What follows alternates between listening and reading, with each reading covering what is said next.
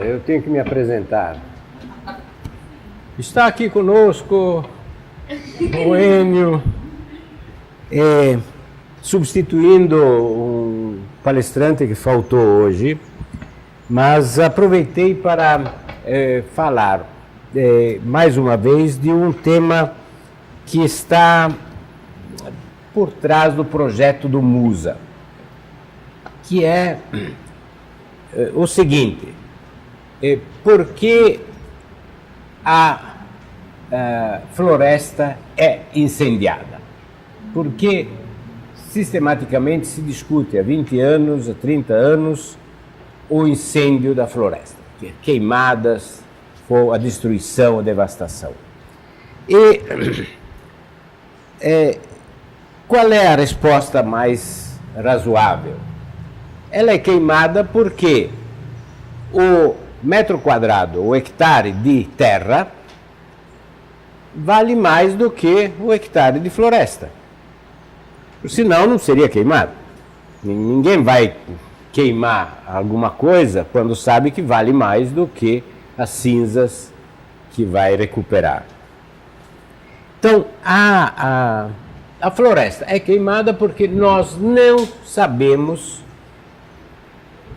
dizer para o mundo ou colocar no mercado serviços e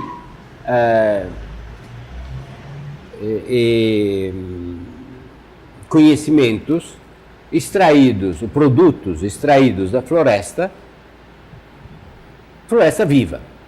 Ou seja, qualquer duas cabeças de gado, uma cabeça de gado por hectare, vale mais do que toda aquela maravilha que tem que cresce em uma hectare de floresta, de árvores. E isso é muito curioso, porque é uma típica guerra contra a ignorância. Ou seja, na medida em que se sabe mais, valoriza-se mais a floresta, e com isso pode-se evitar que ela seja simplesmente destruída para plantar coco, plantar soja, ou botar duas cabeças de gado, coisa que seja. Acreditar que essa batalha vai ser vencida por através de uma solução policial, ou seja, exército ou polícia que impeçam pela força a queimada, é ilusório. Não vai ser possível. É uma batalha perdida, por mais forças, por mais leis que se criem, por mais que se diga que é proibido derrubar, queimar, etc. Ela vai ser destruída se nós não conseguirmos mostrar que uma árvore em pé, uma árvore viva, vale mais do que a madeira ou que, como eu já disse várias vezes aqui, que uma pessoa vale mais do que os seus 20, 30, 40 quilos de carne e osso que a compõem. Certo? É exatamente isso. Dizer que uma árvore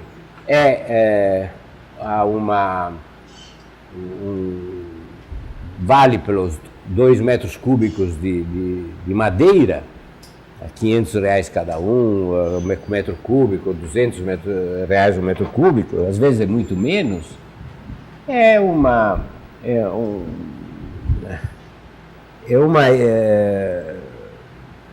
um atestado de ignorância que deveria ser combatido. Então, todo o nosso esforço, e o projeto do Musa está aí para isso, é mostrar que esta floresta vale mais do que a soma das madeiras, e da terra, do chão que a compõe. Esta conferência, isso que eu vou contar para vocês, eu a realizei no Fórum de Defesa da Amazônia em dia 6 desse mês, em Belém. E estava lá o alto comando da Amazônia Oriental, gente da Escola Superior de Guerra, gente do IME, do comando do Exército de Belém, e sociólogos, gente que estuda relações internacionais e política de defesa da Amazônia. Vocês todos sabem que a defesa da Amazônia é um problema complicadíssimo, para o qual há muita reflexão e muita preocupação, mas que passa por uma segunda pergunta. A primeira é valor do hectare de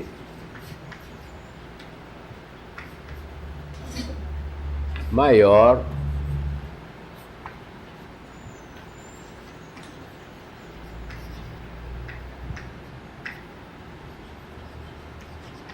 de terra nua.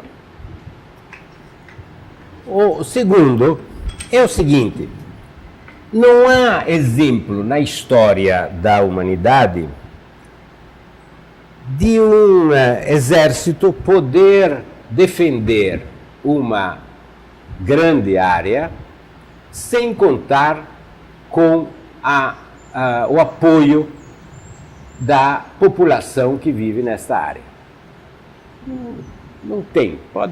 Por mais que as batalhas contra os nazistas na União Soviética foram ganhas pela população de Stalingrado, pelo povo que mostrava conhecer o terreno por onde se moviam os exércitos. Conhecer o terreno por onde se move um exército é fundamental. O que é conhecer o terreno por onde se move o exército? Oi, como é que vai? Tudo bem? Obrigado por ter vindo. É muito simples. Aquilo que muitas vezes brincando sabemos. Entrar na floresta é muito fácil. Sair dela não é tão fácil assim. Quantas vezes brincamos dizendo vai lá, entra, e depois como é que você sai de lá? A melhor solução é levar uma corda e ir soltando a corda para depois voltar atrás e encontrar o caminho de volta. Por outro lado, eu pergunto isto também a generais e soldados, e alguns dizem, sim, depois de 20 anos eu consigo entrar e sair, mas ninguém em menos de 20 anos aprende a entrar e sair, exceto quem nasce na floresta, quem vive na floresta, que de fato sabe entrar e sair. E esse entrar e sair não é apenas simbólico, mas é fundamental para se desenhar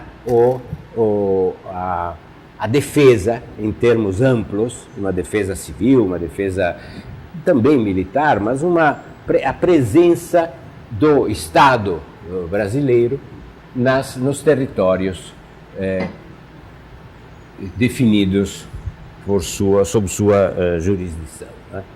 Então, a incorporação das comunidades ribeirinhas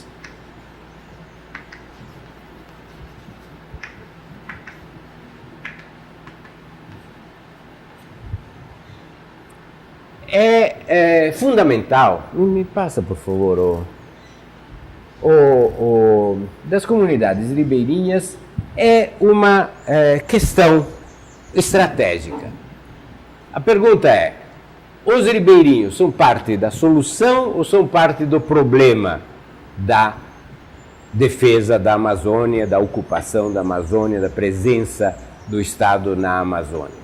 Ou seja, eles atrapalham, eles são alguma coisa que se deve tolerar e se deve apoiar na medida do possível, ou eles poderiam e deveriam ser parte da solução? Lá em Belém, eu mencionei, os vietnamitas venceram o maior exército do mundo, os americanos, graças aos ribeirinhos que botaram os americanos para correr, conhecendo a floresta por dentro. É claro que não se pode simplificar uma guerra complexa como aquela do Vietnã, mas, em síntese, ela foi vencida por quem vivia na floresta. Portanto, pode-se discutir, tem se discutido muito, mas as 6.000 comunidades, até mais do que isso, são em torno de 10.000, não sei quais são os últimos dados, mas são mais do que 6.000 comunidades ao longo do rio. Comunidades ribeirinhas são todas aquelas que vivem de 50, 20, 30, 40, 50 casas que vivem ao longo dos rios e vivem de pesca, de alguma agricultura, e são alcançadas periodicamente por barcos que lhes vendem objetos, trocam, compram algum material, algum pescado e trocam. Mas qual é a média de visita de um barco a uma comunidade ribeirinha? É uma vez por semana, na melhor das hipóteses, não é? Então, a possibilidade de oferecer cuidados de saúde a uma comunidade ribeirinha é ilusória. Possibilidades de oferecer educação é problemática. Possibilidades de oferecer um atendimento para o que for necessário, técnico, para consertar alguma coisa que quebre, compra um gerador, coloca o gerador, o programa Luz para Todos levou energia para todo lugar, mas a possibilidade de consertar o gerador demora às vezes 1 mês, 2 meses para que chegue o barco com o técnico que possa fazer isso. Daí a pergunta muito simples, que é interessante pela dificuldade de encontrar a resposta. Onde estão os hidroaviões?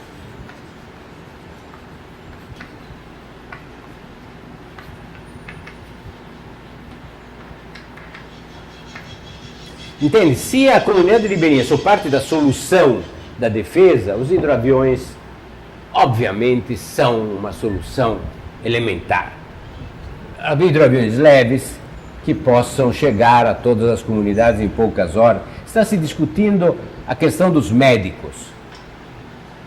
Um médico que mora em Manaus pode chegar a metade das comunidades ribeirinhas da Amazônia em 2 horas, em 1h30, e ir e voltar em 1 dia. É claro que se pedirmos para ele morar nas comunidades, se torna preciso de 6.000 médicos que fiquem em condições que não são sempre familiares a uma pessoa que exercita a profissão de médico. Mas, se pudesse deslocar com um hidroavião, isso seria facilmente resolvido. Existem 4 hidroaviões aqui no Amazonas. Sei de 2 que foram comprados agora, um pela segurança pública, e sei também que o governo do estado está usando cada vez mais um hidroavião para se mover em suas peregrinações pelo interior. Ou seja, a possibilidade de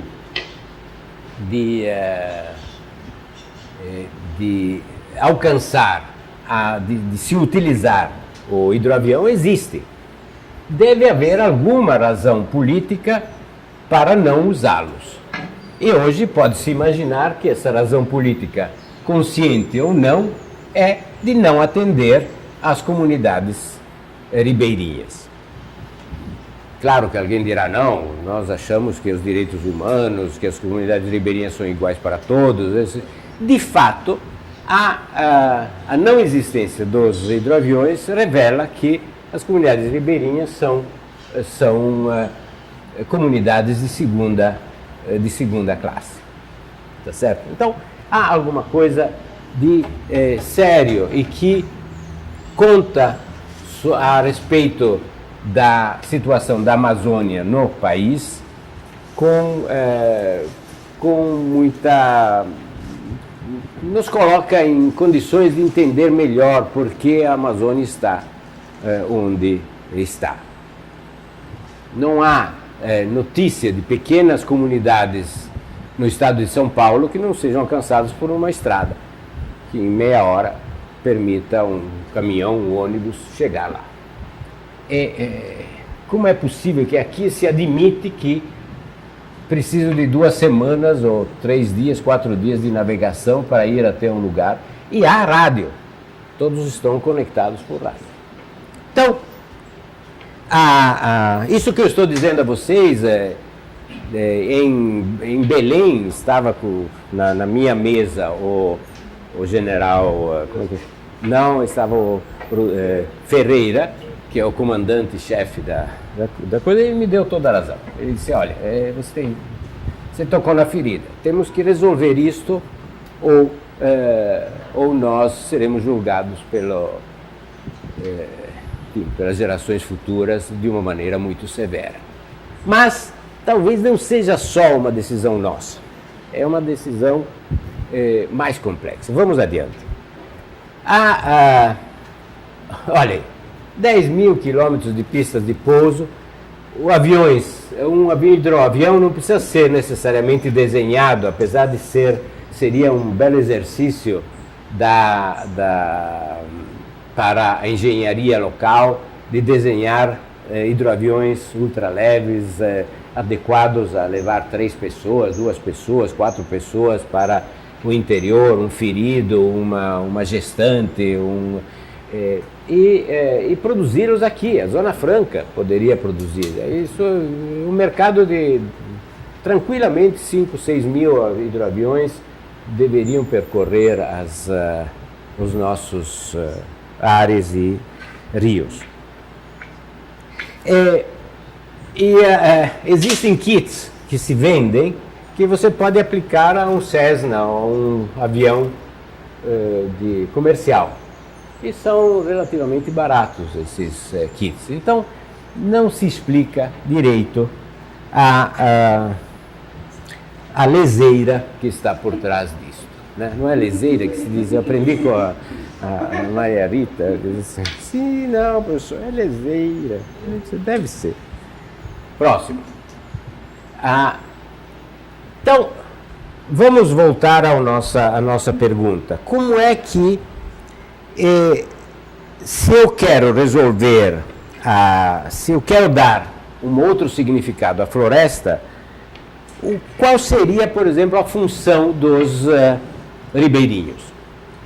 Eu não tenho dúvidas de que os ribeirinhos, se nós encontrarmos serviços inteligentes para a floresta, seriam os guarda-florestas, seriam os guias, seriam os monitores, seriam os que levariam, se nós precisamos de uma particular semente, se nós precisamos de encontrar um tubérculo, se precisamos encontrar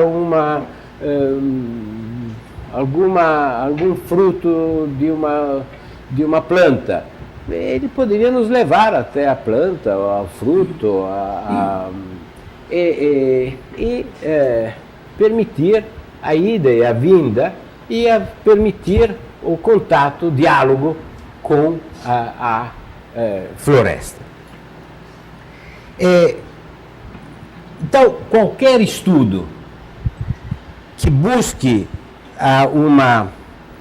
extrair da floresta uma riqueza de conhecimentos ou de produtos, exige guias, exige gente familiarizada com a floresta. Então, uma função para estas comunidades ribeirinhas existe e está associada ao desenvolvimento de uma indústria, de uma capacidade produtiva associada à floresta. Imagine que nós queiramos extrair determinados aromas de determinadas plantas, sem destruir a planta. Precisaria ir até lá onde tem essa planta, extrair a essência e trazer. Isso vale para N propriedades das plantas. Quando discutíamos lá no MUSA um programa de estudo dos micro-organismos que digerem as folhas que caem, a liteira, e entender o que acontece com isso, que está quase pronto, não é? Ela está preparando vidrinhos que se vendem nas farmácias, você joga na tua planta em casa e a planta floresce Então, há micro-organismos que se encarregam por essa digestão das folhas e que tem um valor inestimável no comércio. Imagina toda essa produção agrícola e quanto poderia se beneficiar se nós tivéssemos respostas para quais são os micro-organismos responsáveis por isso. Muito bem, que me perdoem os diretores de institutos, ministros de ciência e tecnologia, etc., mas eu poderia trazer aqui a principal responsável pelos estudos de terra preta do Museu Gueldi, e outro dia ela, antes dessa conferência, ela me confessou: eu pago com meu dinheiro as análises microbiológicas da terra preta. Ou seja, eu tenho problema de 2, 3, 4, 5 mil reais. Museu Gueldi, principal microbiologista responsável pelo trabalho com terra preta. Então, se conversa com o diretor da Embrapa de pesquisa, existem estudos de microbiologistas na Amazônia dedicados a entender como é que a terra, como é que a folhagem, esta imensa floresta é alimentada? E ele me diz: não tem. Eu fiz essas perguntas antes de falar para vocês, para não dizer que estou exagerando nos meus tons fortes. E há uma confirmação. Não há os 6 institutos, tem microbiologia de solos, tem estudo, mas eu quero ver A mais B mais C, eu quero colocá-los na mesa da agroindústria a solução que possa derivar do estudo dos micro-organismos que aqui são responsáveis pela riqueza desta floresta. Todos aqui sabem que a floresta vive disto em solos pobres. Então, isso vale milhões. Vale milhões. Eu sei também que os laboratórios internacionais das grandes empresas, da Monsanto, etc., têm amostras dos solos da floresta amazônica em subterrâneos infinitos. Ou seja, não é um problema de defender ou de ter medo que alguém... Eles já levaram.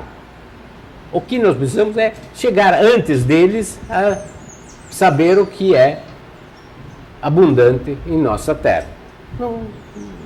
Toda a ideia de defender, de biopirataria e coisa, é uma ideia que foi criada para inibir a capacidade de pesquisar e chegar aos resultados por nossa conta. É claro que tem um pouco de Palmeiras, Corinthians no meio, tem um pouco de rivalidades e coisas, mas, na verdade, micro-organismos cabem em um grão de terra, tem milhões de micro-organismos com informações relevantes. Portanto, é impossível controlar qualquer apropriação indébita destes, além do fato de que a floresta peruana, a guiana, a venezuelana, a colombiana tem terras muito semelhantes às nossas e legislações muito diferentes e permissividades muito diferentes que as nossas na defesa do seu patrimônio genético. Próxima.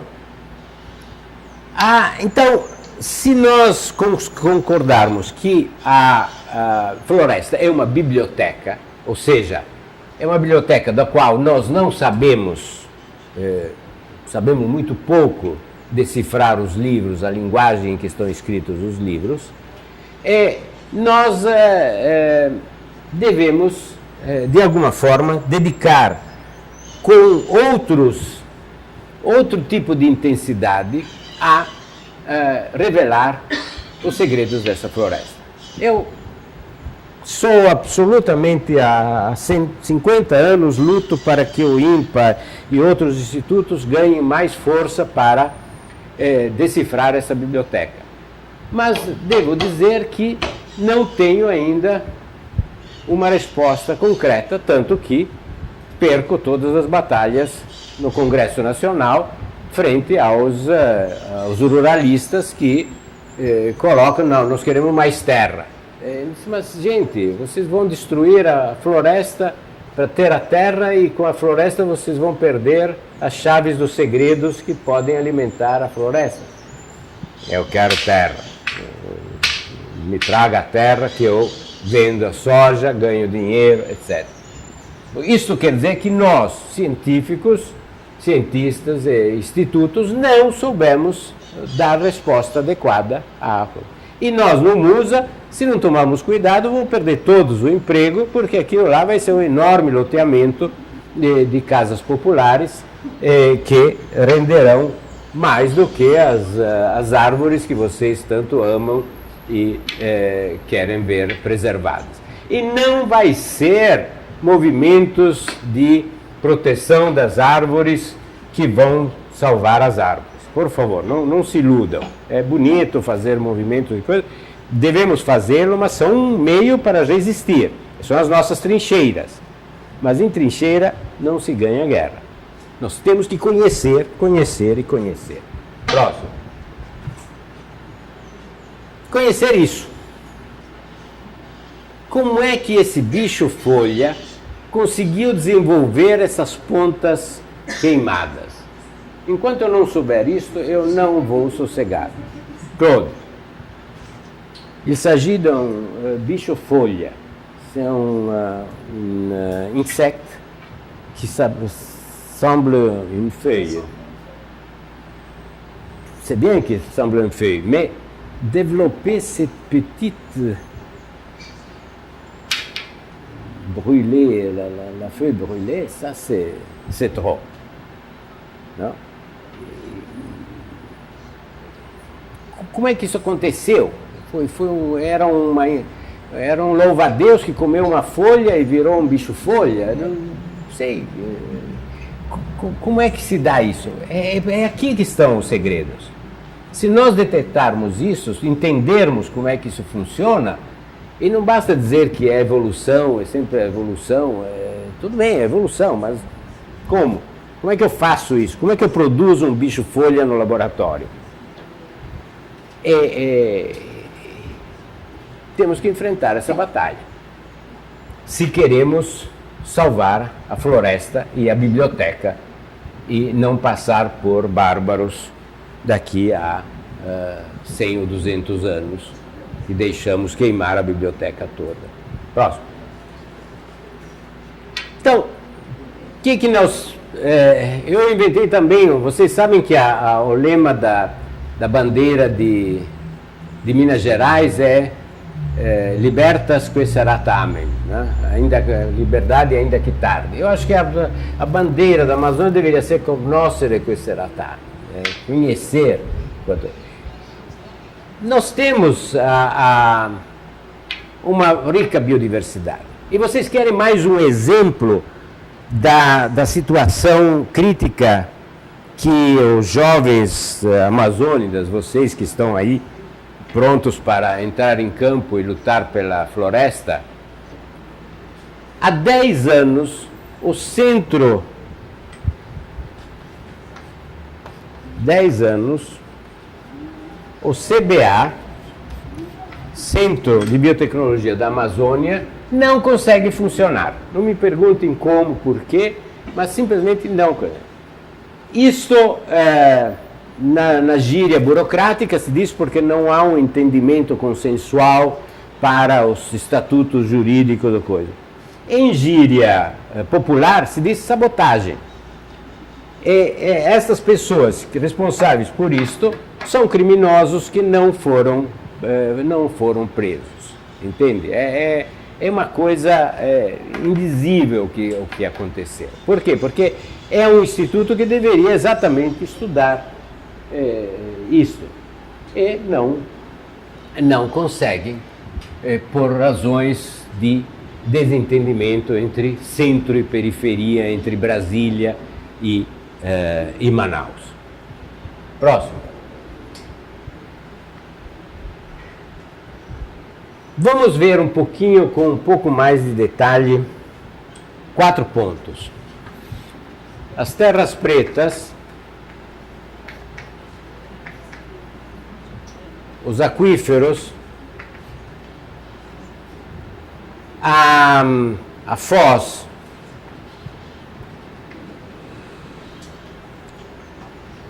do Amazonas e terras pretas, aquíferos, foz do Amazonas, depois eu vou lembrar a outra. Tem mais um ponto que eu vou falar.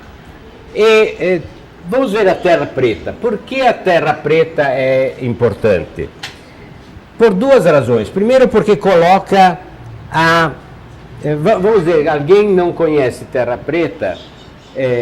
Claude, a terra preta é uma terra de origem antrópica, de origem humana, que os índios, nos lugares onde havia comunidades indígenas, vilas indígenas, restaram cemitérios arqueológicos e áreas de terra preta. É uma terra composta por resíduos humanos, micro-organismos e extremamente férteis. Isto ocupa cerca de 10% da área da Amazônia. Isso quer dizer 400 mil quilômetros quadrados, 2 Suíças. Só de terra preta. E nós não entendemos muito bem qual é a origem dessa terra preta. Mas sabemos que tem história de 7.000 anos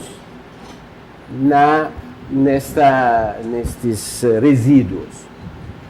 7.000 anos atrás se encontra uma ponta de flecha que eu já pedi para os meninos aí no Jardim Botânico, lá no nosso Musa, para fazer uma igual. E até agora ninguém soube fazer, mas devem fazer com instrumentos líticos, ou seja, com um martelo e um cinzel de pedra, em pedra em pedra, conseguir fazer isso com a mesma perfeição. Com cuidado, e não pode usar os dentes, tem que ser... Veja, isso é uma perfeição, isso é uma obra de arte, é uma obra-prima, é a Mona Lisa da história das culturas indígenas. A simetria que vocês têm aqui, vocês imaginem, essa é desse tamanho, está exposta lá no jardim. É desse tamanho e foi feita em um material suficientemente duro para ser ponta de flecha e com uma outra pedra mais dura do que ela. Como é que se conseguiu fazer isto? Com que habilidade? Havia uma arte presente que é semelhante à arte que se encontra em tantos outros locais, nos Andes, ou na China, na Europa.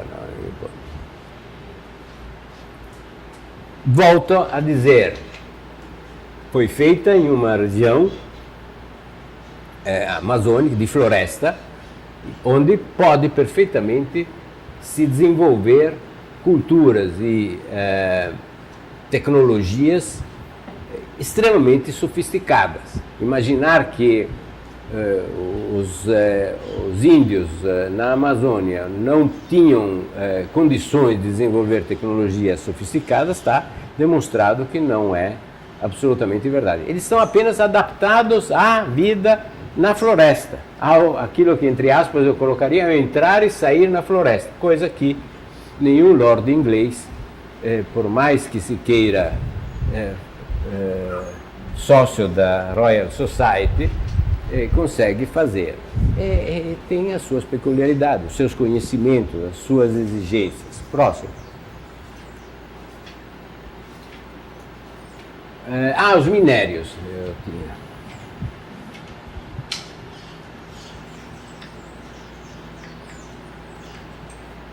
Então, a Terra Preta, que tem 9.000 anos, é um tema para estudar, é tema de teses. A Catarina e o André foram à Holanda estudar a Terra Preta e voltaram percebendo aquilo que não precisavam ir para a Holanda ver. Os holandeses não entendem nada de Terra Preta e se tivessem ficado aqui teriam ganho. Mas passearam de bicicleta, se divertiram, conheceram, andaram de tamancos de madeira, divertido. Não há quem possa nos ajudar a estudar essas questões que não nós mesmos. É aqui que se deve estudar. O fato que tem um holandês voador que um dia tenha percebido que a Terra era mais preta do que a outra é absolutamente episódico e sem grande relevância. Vamos ver o aquífero. O aquífero é uma outra questão importante. Vai no próximo, por favor. O próximo. O aquífero, toda essa área amarela, são perfis de rochas que estão embaixo da Amazônia, que está por aqui, e que são impregnadas de água. Ou seja, embaixo da Amazônia existe um aquífero que é maior do que o aquífero Guaranis, que é o maior conhecido até agora, e que dobra a quantidade de água que nós vemos em superfície, ou até mais do que isso. Isso não pensem que é um grande lago subterrâneo, isso é uma rocha esponjosa que em 30%, 40% está impregnada de água. Mas esta água, conforme a pressão da água de superfície, ou carrega o aquífero, ou o aquífero carrega os rios. E ao que parece, esse aquífero é o principal responsável pelo fato que em épocas de seca, os rios ainda são caudalosos. Porque a gente vê seca que rasga o coração, mas ainda assim os grandes rios têm 1 quilômetro, 2, 3 de largura, não é que minguam os grandes rios, ainda assim são grandes rios. E parece que é o aquífero que alimenta estes rios. O resultado disto é que provavelmente os modelos climáticos que foram desenhados para a bacia amazônica estão todos eles furados, porque como não se sabe direito a extensão e profundidade desse aquífero, não se sabe direito qual é a recarga de água que ele traz para a superfície. E com isto, o ciclo de entrada e saída de água que alimenta os modelos climáticos usuais está completamente furado, porque há um escoadouro de água ou um alimentador de água que não vem do Atlântico e vai para os Andes. Isso então estratégico estudar isto. Não há há um geólogo que estuda isto. Alguns de vocês conhecem o Ingo Warnefeld, que já fez seminário aqui, há 2 anos está em Manaus, graças a ter sido capturado por uma estudiosa de pássaros, que também já fez um seminário aqui. Como é que ela chama? Não é Marina, é outra. A Camila. Então, o Ingo é o principal responsável por estudar alguma coisa como isso daqui é uma área maior que a Europa. Se colocamos a Suíça é isto. É bom. Mas souberam aproveitar bem, faz um bom queijo lá. C'est bien. Faziam relógios, agora os japoneses fazem relógios.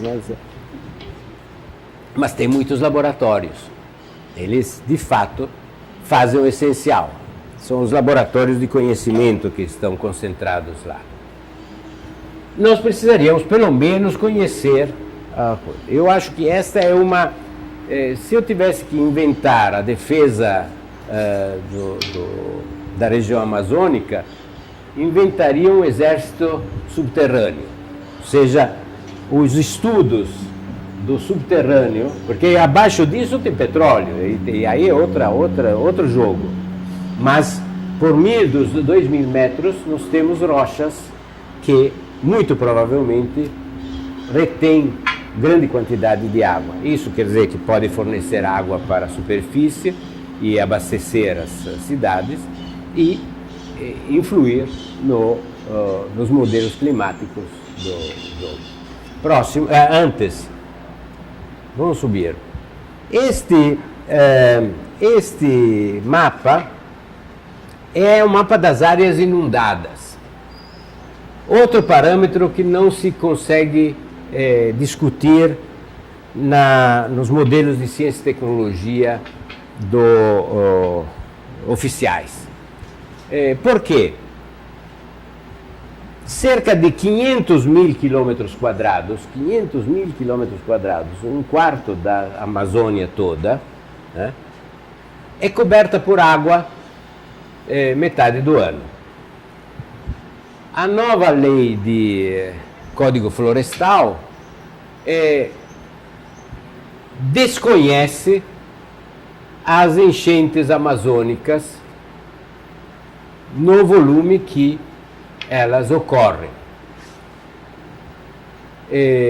Reduziu as margens em época de baixa, de seca.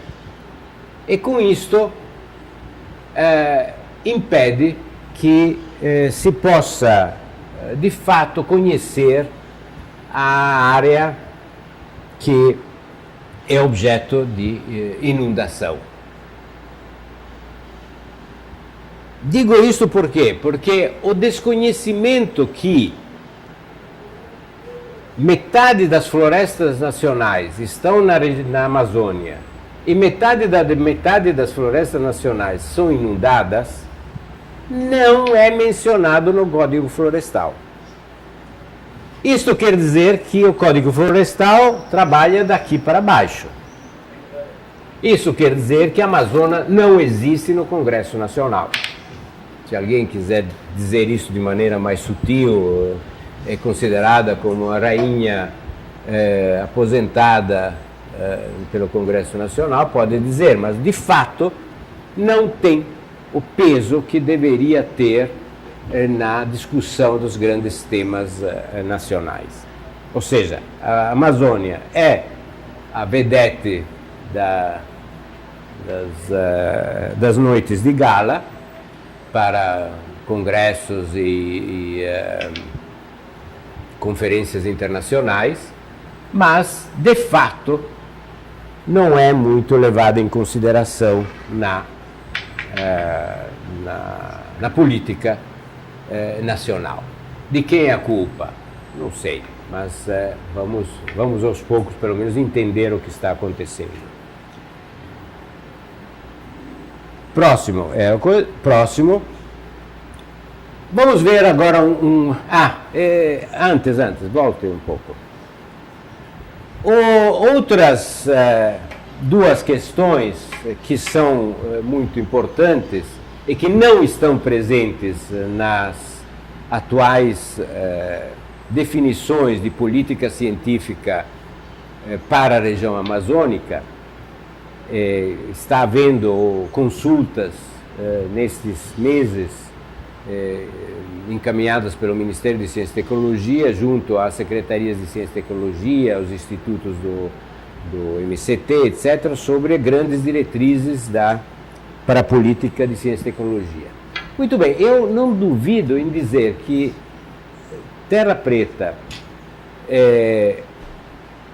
os aquíferos e a foz do Amazonas não estão devidamente representados nessas políticas.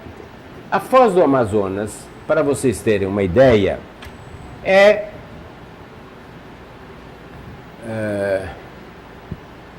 Venezuela é alguma coisa. Se aqui está mas não é aqui, porque isso daqui ela vem aqui, né? Bom, mas a foz... Não, lá são as Guianas.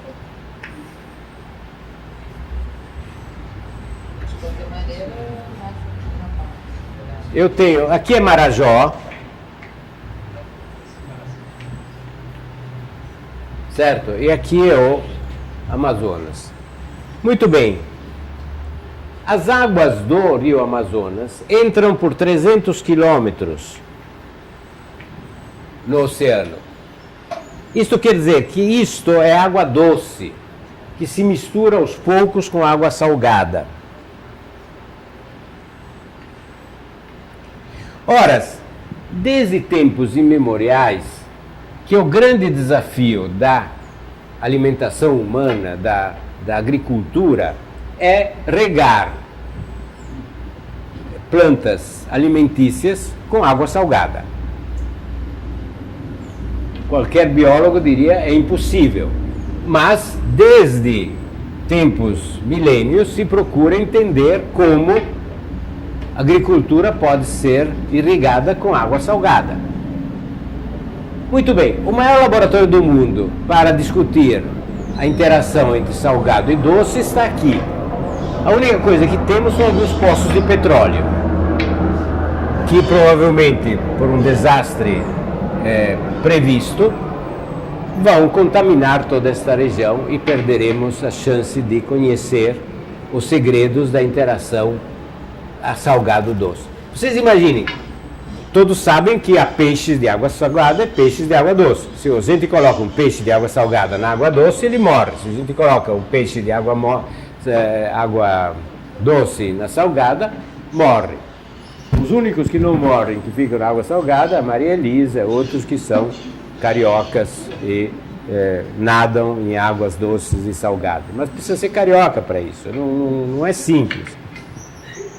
Então, esse laboratório é um laboratório de um valor inestimável, não é? É alguma coisa única. É lá que os peixes começam a se transformarem aos poucos, em milhões de anos, de peixes de água salgada para água doce. Há uma transição aqui que é fabulosa do ponto de vista de estudo da evolução.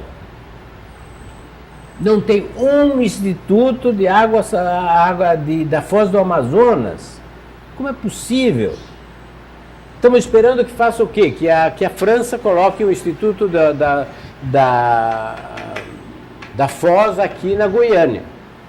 E eles colocaram lá um montão de dinheiro para fazer o instituto, só não vai para frente porque eles também estão meio em crise e recuaram da iniciativa.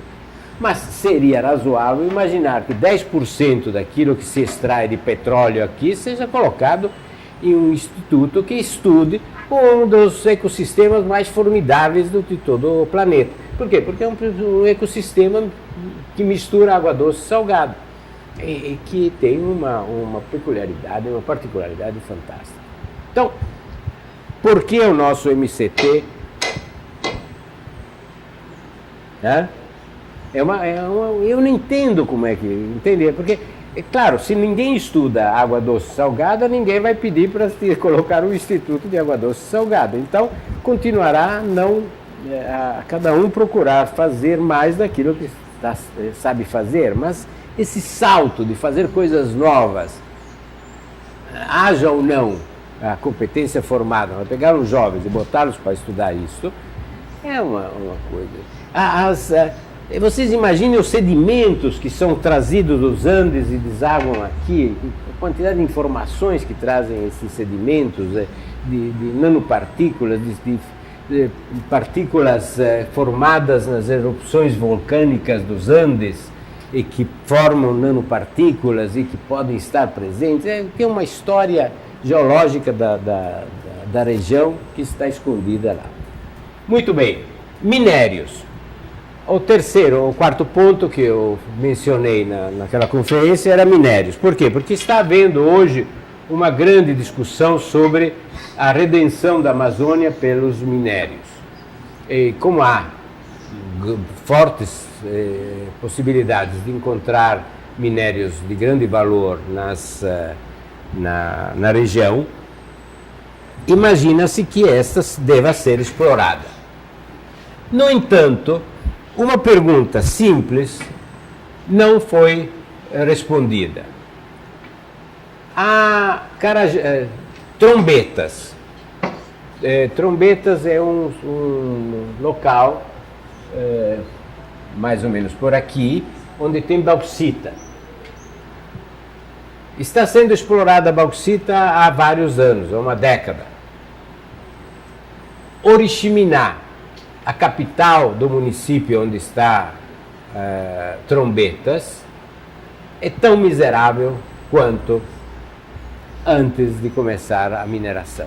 Ou seja, mineração não traz qualquer benefício para as regiões exploradas. Isto vale para o Amapá, aqui, vale para o Trombetas, vale para Carajás.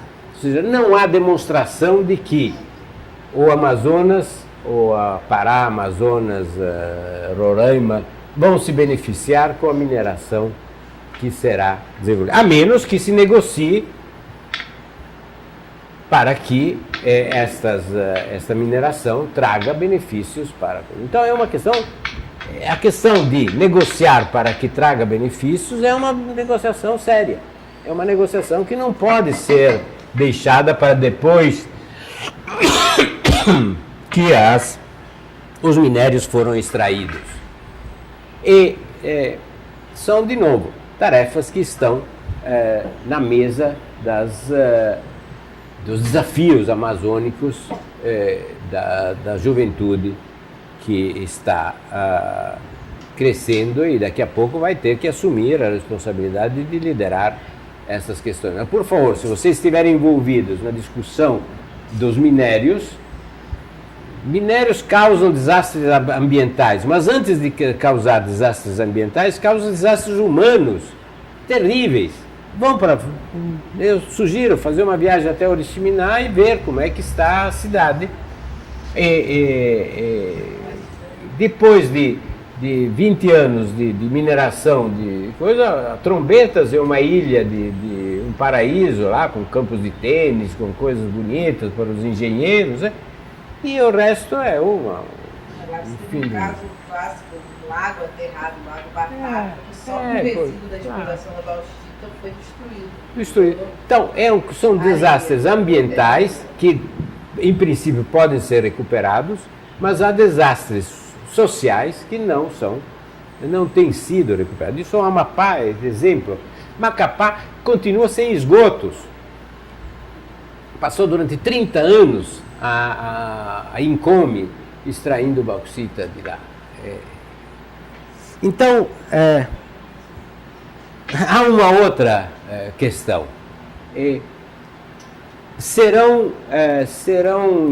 há um planejamento de instalar 40 hidrelétricas na Amazônia, só no Amazonas.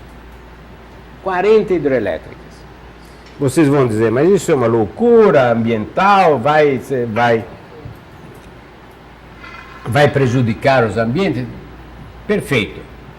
Vai prejudicar e devemos cerrar fileiras para que isso não aconteça. Mas se acontecer, quanto da venda da energia vai sobrar para o Amazonas? Quanto da venda da energia de Tucuruí sobrou para o Pará? Quanto da venda de energia de Santo Antônio, que é lá uma hidrelétrica em Rondônia, vai ficar em Rondônia? E agora vou dar um exemplo a vocês. Próximo. Outro dia no BNDES, que é o grande financiador das grandes obras do plano de aceleração do crescimento, que está investindo só na Amazônia 200 bilhões de reais, mais do que investe-se no pré-sal. Em que? Hidrelétrica, mineração, portos, linhões, etc. Então, assisti a uma conferência lá no seminário lá no BNDES, e os técnicos do BNDES atribuíam a construção do linhão que vai de Santo Antônio a Araraquara como investimentos na Amazônia. Eu perguntei, senhores, podem repetir, por favor? É investimento na Amazônia levar a energia para Santo Antônio, para Araraquara. E não seria mais fácil dizer que são investimentos em Araraquara para alimentar a rede de energia local? Ah, não, professor, o senhor sempre é radical, acha que nós não estamos de boa vontade, isso vai trazer trabalho para os roraimenses lá em Santo Antônio. Sim, mas trabalho o quê? Trabalho manual, trabalho de carpinteiro, para construir as coisas. Por quê? A hidrelétrica foi desenhada em São Paulo. As máquinas vêm do exterior ou do Parque Industrial de Minas Gerais. O que sobra? Trabalhos dos peões que construíram a barragem, e nada mais. Por quê? Porque a energia paga imposto aonde é consumida, não paga imposto aonde é gerada. Vai na Suíça propor uma coisa dessas, você é fuzilado na hora. Quer dizer, qualquer quilowatt que sai da Suíça paga para sair na Suíça, não paga na França, onde o quilowatt é consumido. Mas aqui nós temos que nos adaptar a este tipo de situação. Então, próximo. Vejam aqui, para que não imagine que eu estou dizendo. A Amazônia vira motor de desenvolvimento. Olha, 212 bilhões até 2020. Em 11. Aqui dá todo o mapa das linhões hidrelétricas, portos, ferrovias, mineração, etc. Perguntei, não estou falando, perguntei ao ministro Raupe, aonde está os 200 bilhões no programa de ciência e tecnologia para a Amazônia? Ah, não, não é fácil, isso é outro ministério. Quanto é que se discute em ciência e tecnologia para a Amazônia? 500 milhões no máximo. Se for 1 bilhão em 10 anos é muita coisa. O jogo se dá neste campo. E quando, vocês vão me dizer, mas o que tem de ciência e tecnologia? Tem engenharia, tem manutenção, tem comunicação, tem transporte de energia, tem construção de linhões, tem manutenção dos linhões, tem construção de portos. Como é possível que todos os portos construídos na Amazônia, depois de um ano, são derrubados pela cheia? Porque não há um desenho local, uma engenharia de portos sólida, capaz de desenhar os portos que nós precisamos desenhar. É também verdade que colocam areia em vez de colocar cimento, mas isso é outro detalhe. Transformar tudo em piada corruptiva corrói até mesmo a nossa capacidade de raciocinar. O que falta é gente. Quantos nós estamos aqui? Quantos engenheiros de portos nós conhecemos? E quantos vocês que estão na universidade conheceram de engenheiros de portos ou de hidráulica ou de águas ou capazes de estudar o movimento das águas do Amazonas? É um dos grandes laboratórios do mundo. Não há um tanque capaz de simular as condições do movimento das águas na Amazônia. Um tanque grande, tanque de gente grande, para poder simular obras, modelos de portos, etc. Sabe, Cláudio, o porto aqui deve funcionar em 2 épocas do ano assim. São 12 metros entre a baixa e a alta da água. Então, um porto que deve levantar 12 metros não é trivial. Não só, mas não deve em um local só. Quando a água baixa lá embaixo. Então, o porto deve ter um braço longo que sobe quando está cheio e aí está no meio do rio, com uma pressão dinâmica muito grande. E está às margens quando está embaixo, com uma pressão dinâmica muito, muito baixa. Então é um tema muito complexo. Vocês entenderam o problema? Você tem água até aqui quando está em alta. Você tem água até aqui quando está em baixa. Quando está em alta, a pressão aqui é estupidamente maior do que quando está em baixa aqui, porque aqui é as margens, por atrito há muito menos. Então, há desafios tecnológicos de grande porte. Adiante, next. Olha as hidrelétricas aí. 31 hidrelétricas planejadas. As em preto estão planejadas, as em marrom estão sendo construídas. Quem vai fazer a manutenção disso tudo? Quem são os técnicos capazes de cuidar dessas hidrelétricas? É tudo importado de São Paulo? Tudo importado da França? Trazemos da Suíça? Como é que quantos escritórios? A CIAM, o Centro da Indústria da Amazônia, não colocou no seu programa discutir a instalação de 40 hidrelétricas aqui. Como é possível? Atribuir isso à falta de neurônios não é possível. Eu insisto, é sabotagem. É uma sabotagem que permeia a capacidade de pensar a questão amazônica, apesar dos nossos esforços, dos estudos avançados e coisas, não se consegue. Como é possível que a FIAM não coloque nas suas principais preocupações 50 bilhões de investimentos associados a 30 pequenas hidrelétricas? É porque isso não é ciência da ecologia? Claro que a quantidade de engenheiros envolvidos, a quantidade de manutenção, cuidados,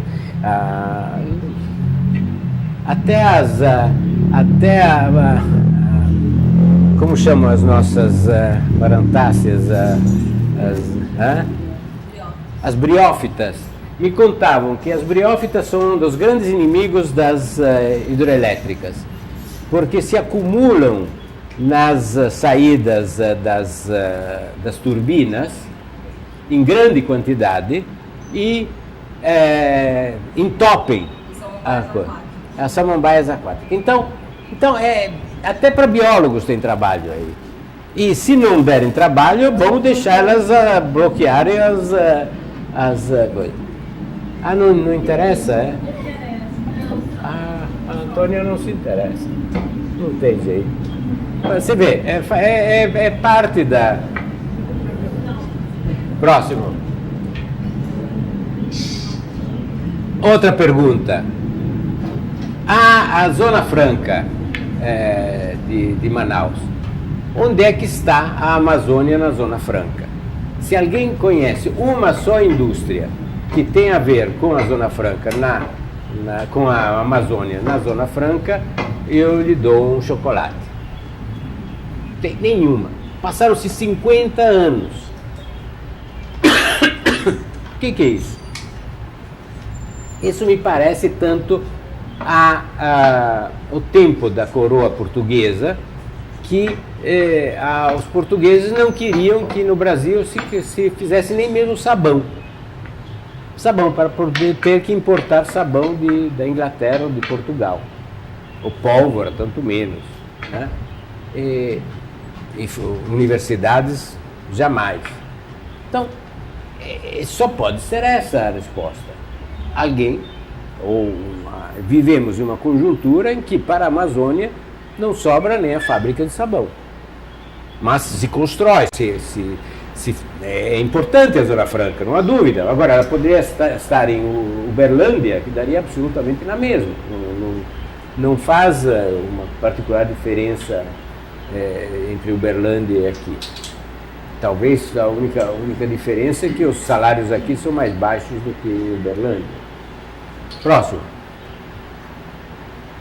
Muito bem, mas para concluir, o que eu queria dizer é que em 66, 50 anos atrás, 40 anos atrás, o Samuel Benchimol, que é um estudioso da questão amazônica, participou da criação da Zona Franca. E o lema do grupo de empresários que ele liderava era este: não nos importa quem decide, mas precisamos que as decisões sejam tomadas aqui. É onde se decide. Porque só tomando decisões aqui é que nós vamos distinguir o que nos interessa e o que não nos interessa. Depois a pessoa que decide é secundária, mas ele deve estar sujeito à pressão local. Passados 50 anos, 45 anos, continuamos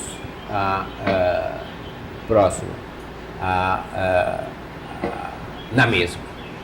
Então, a única resposta que se pode ter é que a Amazônia, na verdade, é considerada pelo país, pelo resto do país, como uma colônia, de onde se extrai energia, minérios, riquezas, energia elétrica, minerais e se ajuda a sobreviver de uma maneira mais ou menos glamurosa, não é? Tem um teatro para ópera, tem algumas outros eventos simpáticos, mas temos até uma orquestra sinfônica. Mas, para valer, a nação ainda não chegou aqui, contrariamente àquilo que um célebre sociólogo brasileiro tem afirmado. O Brasil é uma nação já concluída, agora é preciso fazer com que ela funcione.